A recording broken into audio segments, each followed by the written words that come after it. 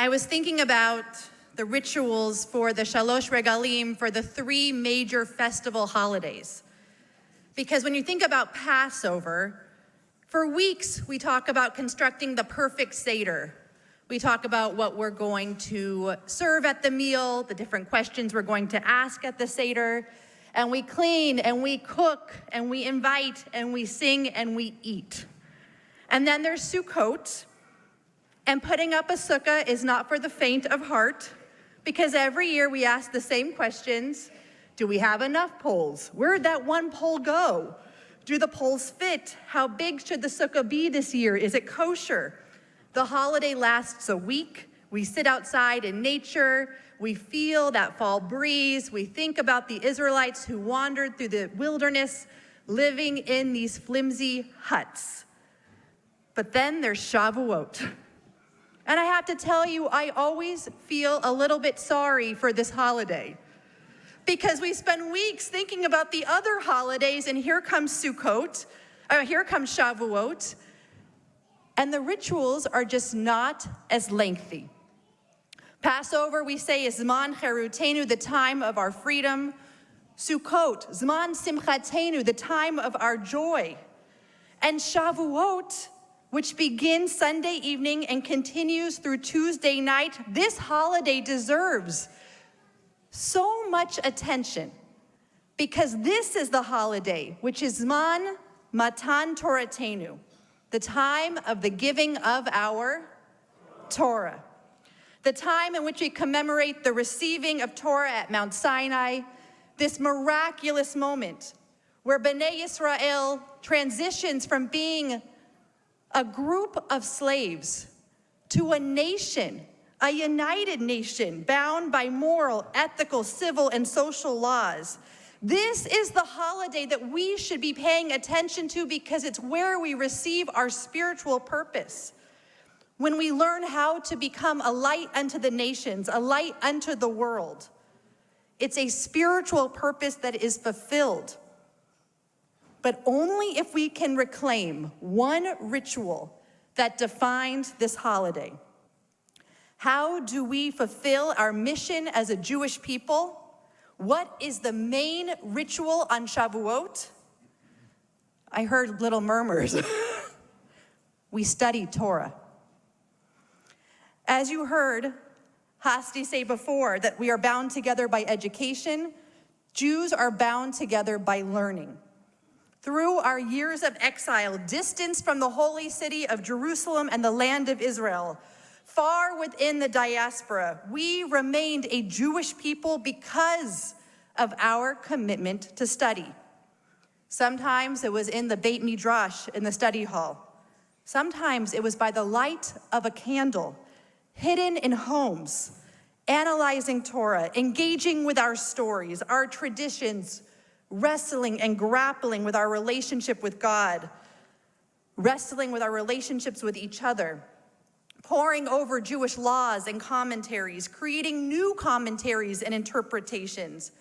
Shavuot is not just a reenactment of what took place on Mount Sinai thousands of years ago, but Shavuot can and should become our personal rededication, our annual rededication to sustaining the Jewish people through our commitment to learn. Now, you may know of this ritual of staying up all night on Erev Shavuot. This is a practice that has taken place for hundreds of years. Rabbi Shlomo Alkabetz describes this ritual with his friend, Rav Yosef Karo. This is from the 16th century. And this is what he says. Know that the pious one, Rav Yosef Karo, and I agreed to stay up all night on Shavuot and to keep the sleep from our eyes. We didn't stop for one moment. And the moment we began to learn, our Creator, God, graced us, and we heard a voice, and the voice began to speak to us. The voice said, "It is many years that my crown has fallen from my head, but you have returned the crown to its former glory." In other words, when you choose to learn Torah, not only do you revive your own spirit, but you recenter God's crown. In your own learning, you bring God's glory and God's voice back into this world. Now, we're told that there are 4 types of Torah scholars. I want you to think about which one you are. A scholar who teaches himself, but chooses not to teach others. Someone who teaches others, but does not teach himself. One who teaches himself and others, and one who teaches neither himself nor others. I don't know if you've ever asked yourself, what kind of learner or what kind of teacher are you? But Shavuot is the very moment of the year in which you first must ask the question, what kind of learner am I? And then choose to commit yourself to the kind of learner you want to be. Someone that finds a piece of Torah or Talmud or Jewish history, Kabbalah, liturgy, philosophy, poetry, modern Jewish literature, whatever it may be, and realize that rededication involves learning in a way that eventually leads to seeing yourself not just as someone who learns, but someone who teaches. In Pirkei Avot, Rabbi Yochanan ben Zakkai looked at all of his students. He kind of held a contest in his head, and he determined which student was the very best. And after some deliberation, he declared, if all of the sages of Israel were on one side of the scale and Rabbi Elazar ben Arach on the other, Rabbi Elazar would outweigh them all. Now, there was a little bit of a gasp because this was quite a surprise if you know Rabbi Elazar's story. After the destruction of the Second Temple, many sages fled, and they chose to create centers of learning outside of Jerusalem. But not Rabbi Elazar. He had a good time. He chose to live in a town that had nothing to do with Torah learning or Torah living. He lived a life of distraction, comfort, a prominent social scene. But one day, he was invited up on the bima for an aliyah to the Torah, and he thought that the words of the bracha would come so easily, and he found himself fumbling over the words. And in pondering in just that moment what he had lost, Rabbi Elazar began to cry. Immediately, he left the town and decided to rededicate himself to Torah again, but this time with persistence, with a resolute spirit, knowing that through him, just one individual, Jewish tradition could flourish. And Rabbi Elazar became known as a Ma'ayan Hamit Gaber, an ever-strengthening spring. He was named the very best student because he understood how easily everything could be lost, how everything could be forgotten, and how much effort it takes to bring it back. So how do you start? How do you begin?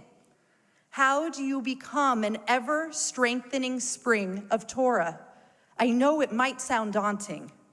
And so I want you to think of Rabbi Akiva, who once saw a stone near a spring, a steady stream of water that had been dripping for many years. And over time, the water had worn a hole straight through the rock. And Rabbi Akiva was amazed. He said, if water which is soft can carve through hard stone, through steady dripping, drop by drop, then surely drops of words of Torah, which are like fire, they can truly penetrate my heart, which is just flesh and blood. And so I urge you, start with just one drop, with one verse, with one letter of Torah at a time. Begin learning not to memorize, but learn in order to teach. Whether you join us on Sunday night, Shavuot evening at 7 p.m. for an evening of study in Cone Chapel, maybe you'll join our Torah at the table, our weekly Shabbat study of the Torah portion. Happens every Shabbat here at Sinai. Maybe you'll join one of our learning circles led by the clergy. Maybe you'll become adult b'nai mitzvah. Take our introduction to Hebrew class, or even just order a book of Torah commentary on Amazon tonight, and I'm happy to give you recommendations. Shavuot is your reminder to start, to restart, to rededicate yourself in seeing yourself as a preserver of our legacy. Because Torah can remain locked in this ark. And we know it is beautiful to look at, but essentially it's just a showcase, ornate, well protected behind that barrier. Or Torah can be cherished as it was between Rabbi Yosef Karo and Rabbi Shlomo Alkabetz almost 500 years ago.